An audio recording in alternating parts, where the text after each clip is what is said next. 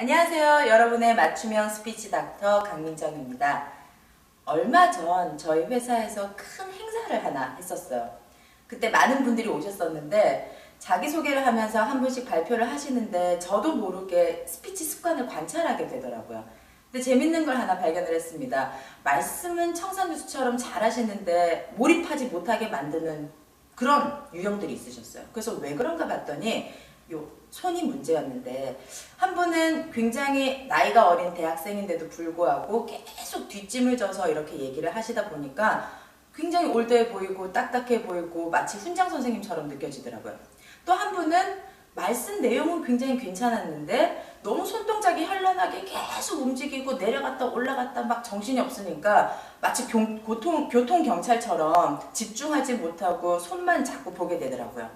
그래서 사실 손동작, 스피치에 있어서는 내용이 더 중요하지 않습니까? 라고 생각하실 수 있지만, 말로 드러나지 않는 이 팩트가 아닌 비언어적인 감각, 느낌으로 다가오는 손동작의 스피치는요, 사람들에게 메시지를 방해하는 중요한 원인이 되기도 합니다. 그래서 오늘 이 시간에는 우리가 갖고 있는 손동작, 과연 어떤 원인 때문에 이런 증상이 생기고 어떻게 처방하면 좋을지에 대해서 알아보도록 하겠습니다.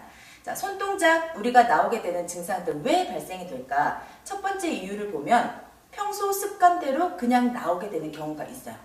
그래서 평상시 내가 하는 습관대로 말을 할 때도 그대로 드러나시는 경우죠. 저는 개인적으로 이런 스타일을 별로 좋아하진 않는데 요조숙녀형이 있습니다.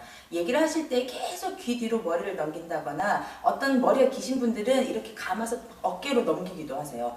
그러면서 말씀할 때 계속 그렇게 얘기하시거든요. 안녕하세요, 강민정입니다. 저는 24살이고요. 보기보다 들어 보인다고요? 괜찮아요. 그래도 24살은 영원하니까요. 이렇게 계속 넘기시는 분. 또는 막 말을 하시다가 손으로 입을 가리세요. 어떻게, 떨려. 어떻게 제가. 그러다 보면 말도 안 들리고 입도 안 보이죠. 그래서 이런 요조숙녀형들은 평상시 모습에도 보면 친구들이랑 대화할 때 손으로 입을 막는다거나 또는 귀를 넘긴다거나 그 습관을 그대로 가지고 계세요.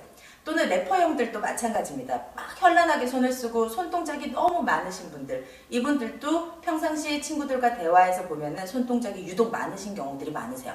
그래서 습관대로 그대로 나오는 원인 하나. 자, 두 번째 원인은 뭘까라고 생각을 해보면, 내가 너무 불안해서 내 불안감을 감추기 위한 분들이 계세요. 한마디로 내 손과 몸이 우환청심환자가 되는 거죠. 그런 분들은 주로 더듬기 시작을 합니다. 제가 본 분 중에 가장 조금 충격적이었던 분은 엉덩이를 계속 더듬으세요. 말씀을 하시면서. 안녕하십니까. 저는 이번에 부장으로 승진한 누굽니다. 그러면서 이렇게 긴장이 되니까 여기를 더듬으시는데, 더듬기만 해도 약간 불편한 위치인데 심지어 때리기까지 하세요. 말이 한 문장씩 끝날 때마다. 안녕하십니까. 저는 이번에 이러면서 계속 때리세요. 그래서 왜 때리는가 봤더니 본인이 했던 말이 정리가 잘 됐다고 안심이 되니까 끝났다고 신호를 주시는 거예요. 그럼 꼭 엉덩이만 때릴까? 그렇지가 않아요. 얼굴을 때리시는 분들도 계세요. 마이크를 잡고 얘기를 하시면서 얼굴에 손이 가 계신 거죠. 불안하니까. 제가 이번에 발표할 내용은요, 이러면서 계속 이렇게 막 때리세요. 이런 자학형들은 왜 그럴까 봤더니 너무 불안하신 거예요. 그래서 불안한 나머지 손동작이 오버되시는 분들. 자, 세 번째 원인은 과연 뭘까라고 봤을 때, 손 사용법 자체를 모르시는 분들이 계세요. 손을 써야 된다는 것 자체를 스피치에 필요하다고 생각하지 않기 때문에 나도 모르게 손을 억제하게 되는 거죠. 그래서 주로 기도형, 마이크를 꼭 잡고 얘기하시는 분들, 손을 놓질 않으세요. 또는 뒷짐으로 계속 계신다거나 팔짱으로 너무 꽉 꼬여서 손 자체가 벗어날 수 있는 자유를 억압당하는 경우들이 많습니다. 이런 분들은 스피치에 손을 써야 된다라는 인지부터 하시는 게 우선 필요한 작업이겠죠.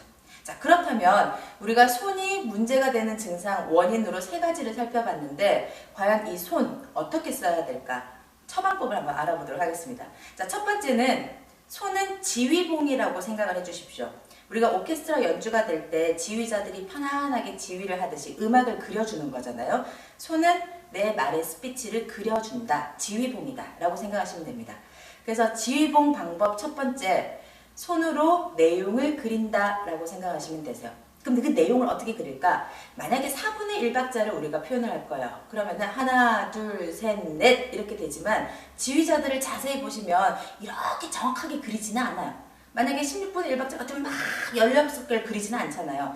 우리 손도 마찬가지입니다. 내가 산을 올라간다 그러면 자, 제가 산을 올라갔습니다. 이렇게 그릴 수도 있는 거예요. 그런데 너무 디테일하게 그리시다 보면 이런 분들이 계세요.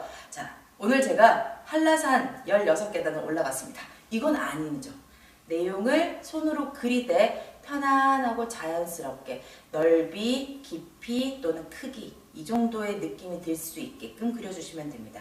자, 두 번째 손 지휘법 어떤 게 있을까요? 손은 허리 위에서 놓으셔야지만 열정적으로 보일 수 있습니다.